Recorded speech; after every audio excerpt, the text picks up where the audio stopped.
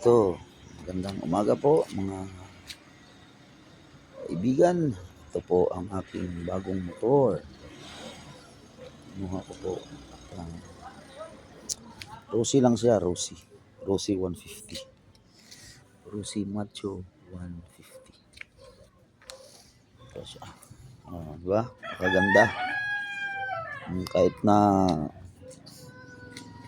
locally made from the Philippines ay maganda naman kanyang itsura. Sa pag-aalaga lang yan, paano tatagal yung gamit mo. Ano naman siya, odo niya is 2 kilometers pa lang odo niya. Kukuha ko lang talaga niyan kalalabas, galing pa lang ng kasa. At ay makina niya, maganda ang makina, diba? Sit up, okay, ganda siya.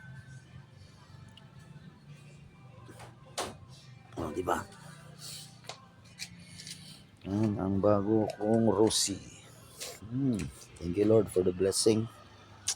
Although hulugan siya, at least may may pagkukunan. May plano tayo dyan, may balak tayo dyan. In God's will. In God's will. Okay?